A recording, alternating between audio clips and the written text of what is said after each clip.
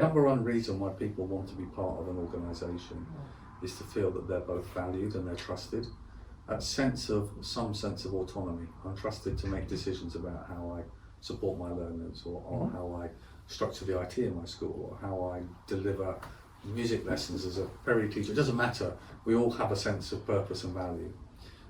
I would argue that a really important one is community, is actually understanding the dynamics of your community and making sure as a school or a MAT you represent your community. Now within that, we then go off down the thing of, well, there's prudent financial management, because actually there's a limited budget. Some schools entrust success is about how they can develop streams of revenue, whether it's by working with organisations, whether it's about providing brokered services to other schools and MATs that provides a revenue stream to allow for their growth. And then there's the fundamental, which is people power, isn't there?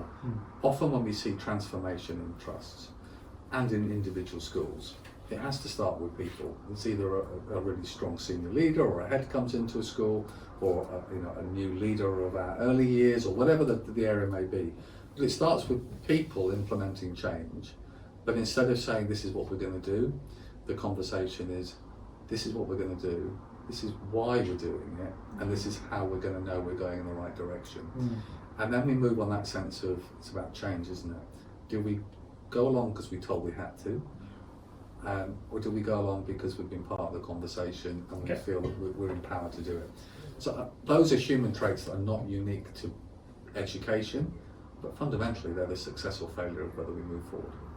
So with these philosophies of autonomy and independence to do leadership, and while academization happens more, do you think this will trickle down to schools and probably solve the teacher retention crisis as well? Oh, I wish I could give you the solution to the teacher retention crisis.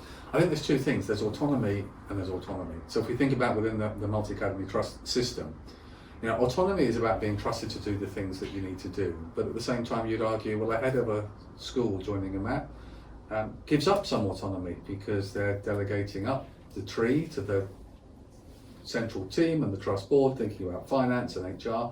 But they're also empowered to be trusted to do the things that they want to do, the things they do well in terms of curriculum development, student opportunities, in a different way. So it's a little bit about what's the thing that really drives you. Often those extra bits are just baggage that prevent you doing the things that you really want to do in your job. In terms of the trust system, well, retention is the real challenge. Recruitment is too, but retention is, and I think there's a case of, if we want to be really honest about it, we could say it's about remuneration.